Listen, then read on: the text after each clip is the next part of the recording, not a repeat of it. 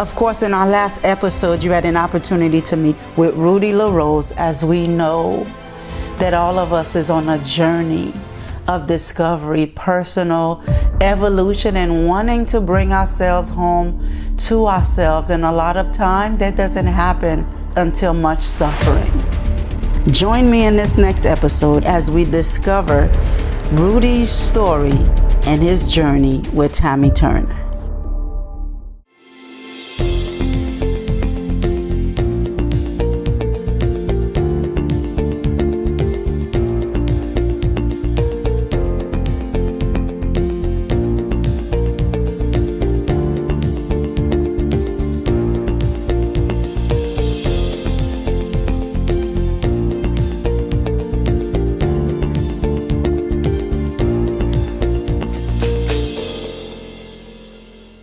Hello and welcome to another episode of That's Not Your Life with Chantale, Milord. I'm so glad you can join me as we sit here together and talk with the amazing Tammy Turner and Rudy LaRose from the previous episode that you guys have seen. Welcome back. Thank you. Thank you. So happy to see you guys. Good to be back. Thank you so much for being here. Oh my God. So much. Are you guys ready? I am. Yes. You ready? I know you're ready. Yes. The discovery, the shedding, the dealing with. Mm-hmm. And we talked, Rudy and I talked a little bit about when you attempted to flee from here. And the universe had to kind of wheel you back in and say, Tammy, that's not what you asked for. That's not your life. That's not your life. Mm-hmm. You're attempting to pursue a life remaining in the same stuck place that you don't want to be in. And I know that you don't want to be in because you told me that you didn't want to be in it. So yes. Come back, my sweet loving baby, right? Rewind. And so guys, this is it. And I always say it's perfect. Mm-hmm. From nothing right now, who we are individually is powerful, outstanding, with an incredible ability to bring our own selves home to ourselves. Yes. So Tammy, I want to, there are certain things Rudy weren't there to kind of hear, and there's certain things that you weren't here to hear, but it was nothing bad. We're here to lift each other up, okay?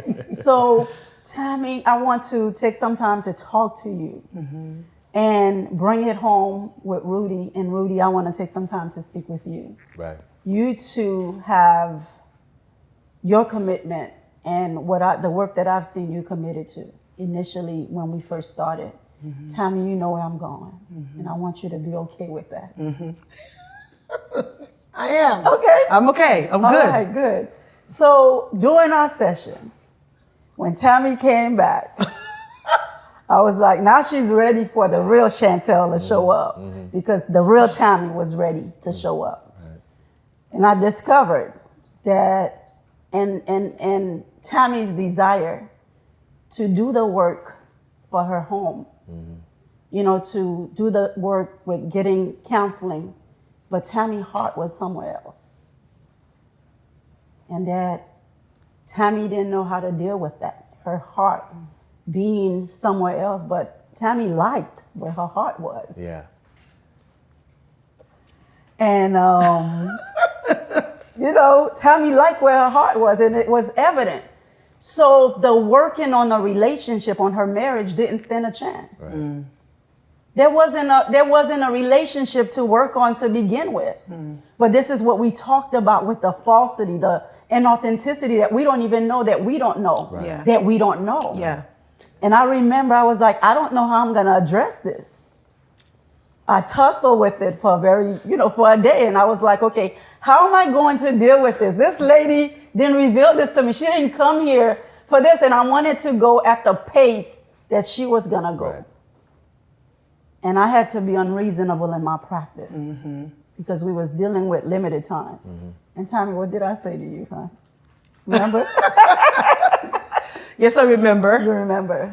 We were, I think I had just come out of my last session. Your last day. Session. You was on last sabbatical. It was the last sabbatical day. The last full sabbatical day. Yes. And you said, okay, so now tell me about you and Rudy. And I told you that we had been working The world can benefit from this, y'all. Please show up. Okay, all right. If you ain't show up yet, I need you to show up for this. Okay, got it. Because that's the world that we live in. Yes, I got you. Yes. And I told you that we had been working together for 2 years, almost 2 years. Yes.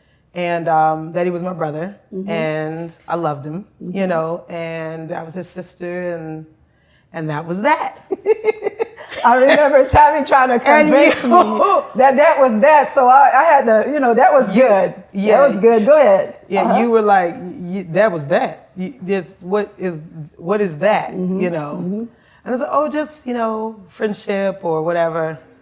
And you said, well, perhaps you just want to be friends, but I can guarantee that is not all that is there. But you also talked to me about something that was very real, and that I had cut myself off from feeling, and I had, because cutting myself off from feeling kept me safe as well. Who would you be to accept that? Right. That's because if I hadn't cut myself off from, if I hadn't cut myself off from feeling, how could I stay in a marriage, in a position for 28 years? And feel bad every moment of that. So I couldn't do that. Right. So I had to teach myself to cut love off, to cut feeling off, to cut touch off, to cut those things off. Right. And as long as they were cut off, then I was safe. Right. And I remember, and that was another thing that I said I wasn't gonna let you leave that way again, because you didn't come all the way back from Palm Beach Airport to drive back to Jupiter to go back to Maryland that way, right? So I just knew that was that deep. Yeah. There was that space that you were in. Yeah. And I hope that you didn't think I was gonna judge you for it. And that's because that's what most people do. But see, that's the difference in coming to you and in being with you. And in being in treatment with you, that's the difference. That there is no judgment. Right.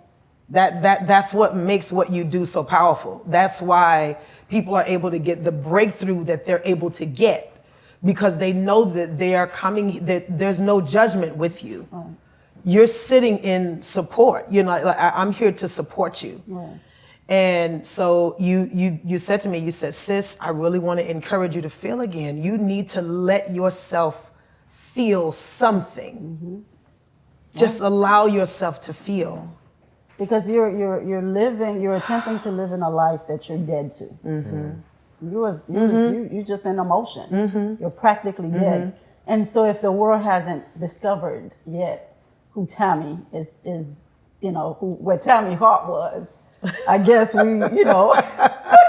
was, I really honestly had not, because again, once you cut yourself off and you don't allow yourself to feel, you condition yourself, I'm a mom, and that's it. Yeah. And I think that's part of your security measure. It is. Right? And then it's part of the inauthenticity that has kept you repressed. That's right. And that was keeping you in that small space that you don't want to be in. Yes. Right? But there's a you that don't want to be in that space. Yes. But then there's another you that is masking yourself to keep you in that space. Or even masking myself as a woman, masking what a woman deserves to feel. Right.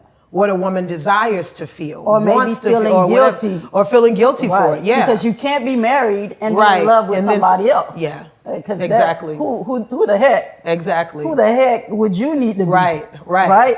Oh, that goes against all of it. That definitely go against all of it. Yep. Yes. So tell me, who did you have to be?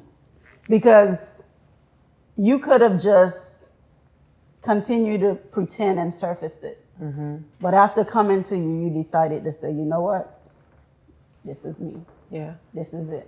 I mean, I was already sleeping in the basement. I was already separated, at the house, and it doesn't matter. Right. Yeah, that's all that justification doesn't even matter. Yeah. Because ultimately, you're in a relationship that does not exist. Yes. But for the security and safety of your confinement, Yes. the characteristic that you put up to keep you safe is keeping you stuck, and that you didn't even know that you didn't know. And so, Rudy, here it is, the woman that is attempting to transition her situation is in love with you. And here you are attempting to do the right thing by her, by her family. Yep. And I think in previous conversation, Yep. you flew up to see her. Yep. You met the husband, Yep. met the kids. Yep. You're committed to her. Yep. And now your relationship from a business have taken a turn Right. in a different direction. We're gonna take a quick break, as you know, this is amazing, and we'll be right back.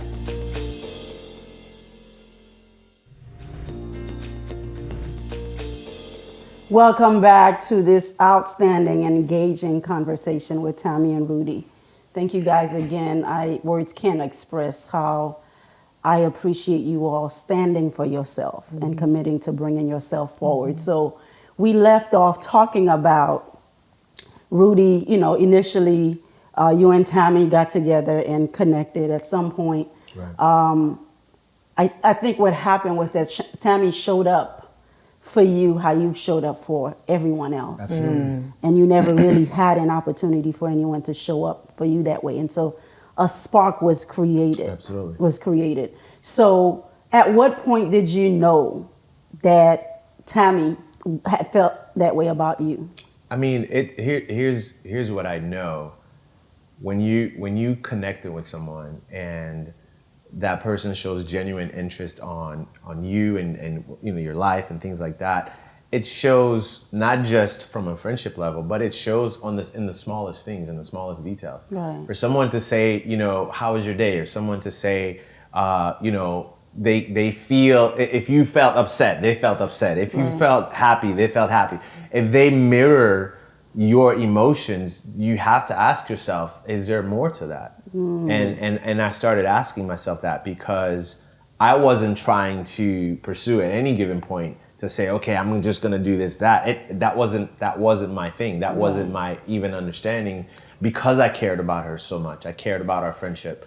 And I think a lot of people say, well, you can't be friends with people you love. That is not true. Facts. If you don't have the friendship, if you don't have that foundation, it is very difficult to carry on just on love alone. Yeah. And Rudy, just to kind of go into your situation a little bit, you're married. Yep. And your current wife right now is as a result of a previous infidelity. Right. And we talked about that. Right. And this is where you're pulling yourself out of it. Right. And so you're doing the work to make sure that you don't show up that way in life anymore, because you're unhappy. You love her. Yep. And you've committed all these years to her. Yep. But there's something in you that is dying. Yep. There is something in you that you need to bring back to life. Right. How do we piece those together and bring this full circle? What is the commitment? I believe first and foremost that I speak for myself when I say that there's a work that needs to be done in me, Right. For me to show up and be even the husband, the father, the lover that I need to be for any woman, Right. that comes into my life, and I haven't done that. You know, I've spent my entire life up to this point, obviously, carrying these baggages over from one relationship to the next, and putting them in the closet, Right. and say, they're good. I'm just gonna put them in the closet, and I can just keep on with life. And then what happens is eventually you go into the closet and you see, it's like, wait a minute, I thought I got rid of these things. Right. And so when I got to a point in my life where I had to say, I'm done with that. Right. I'm done with carrying bags from one relationship to the next. I'm done with pretending and showing up as if things are gonna be okay when I know what the foundation looks like. I know the feelings that I've had. I know the hardship that I've had to deal with because of something that I did. Right. And I had to own up to that. Right. And I had to go back to that person and say, I forgive you for those things that you've done, but there are some things that you're gonna have to deal with. Right. And that stuff is not pretty. Right. It's not. It's not And it's pretty the at work all. that most people don't not want pretty. to do because it Right. requires work. It Right. requires a commitment on your part. And I remember one conversation during our session, and I think I asked you, did you ever choose a mate? Or was one bestowed upon you Yeah. where, you know, you lived your whole life where, you know, somebody, you connect with someone, you get with them, okay, but have you ever taken the time to say, you know what, this is my life, I get to choose this? And how has that affected you? The answer was no. I've Yeah. never had to. It's always been out of obligation, and it's always to the detriment of that other person eventually. That you take it on to yourself to grab onto their life when it wasn't yours to do so as a man. Wow. And so I have to make amends with that. Right. And I have to be, and let me rephrase that. Not I have to. I don't have to do anything. Right. But the requirement becomes when you start doing the work, Right. you have to go back to the scene of the crime, if you will, and Right. deal with it. Right. And so I'm doing that now, and it's painful. Yeah. It's really painful because you're having to say things you've never said, because Right. you're having to go back and say, I didn't really, this is where I was when we got together. This is what I was dealing with. You're having to go back and rethink everything. And even have that person question you. Did you ever love me? Did you ever care? Why did you even ask me? All these things that I'm having to deal with is the work that I feel will allow me to move forward in my life and be okay with the road that I'm taking and be okay with where I'm heading to and not continue in this pattern of carrying these bags over and over again. And I remember one day very vividly, I remember that day I was sitting outside by my pool all by myself, and for the first time in my life, in my 40s, I'm not gonna say how old I am, but for the first time, I'm 26 as some people call it. That's I'm, all right. I'm 26. I'm right behind Let me you. be great. Yeah. Let me be great, please. For the first time in my life, Chantale, I said to myself, I'm okay with being alone by myself. I'm okay with me. Right. I'm okay with looking at the mirror and being okay with what I see. And I could never have said that before. Incredible. It was always, I needed this person, or I needed that, or I needed it. I am okay with being by myself. And I knew that the work was being done when he said that. That's incredible. Because again, we're friends first, period. Like, Got it. we're friends. Got it. Like that is crucial. I've never had that. 28 years, I've never been friends. I didn't even know what friendship was like inside of a relationship or marriage. It's always been a When you fight. first saw us. Yeah, it's always been a fight. Tug of war, competition. So I know we got to kind of bring this space almost to an end, right? This part of the discovery is another type of session for us to explore because we can't unpack all of this right here, right? So where Rudy's sitting in his position, in his mind and his work and his commitment, and where you sitting in your mind and your commitment.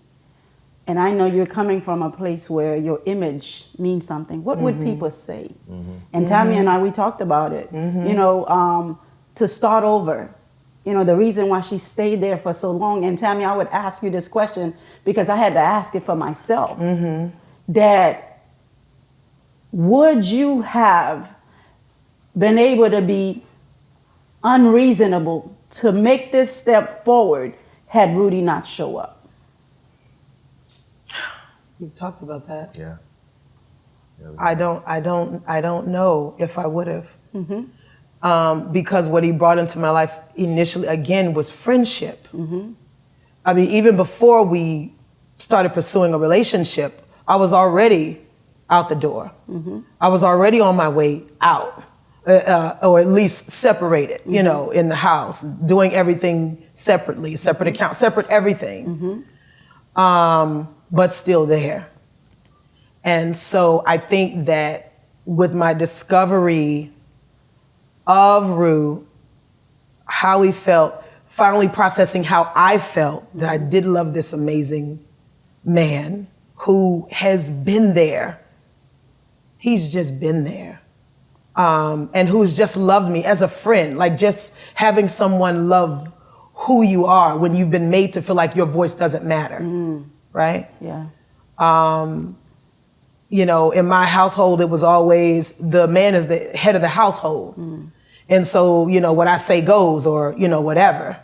Well, it was one of my sons who said, you know, Dad, I was listening to a pastor, and he said that the man is not the head. He said that the man can be a foundation, though, for the household, and not this tyrant that gets to tell everybody what to do, how to think, what they can do, can't do. And that's what it was like. Right.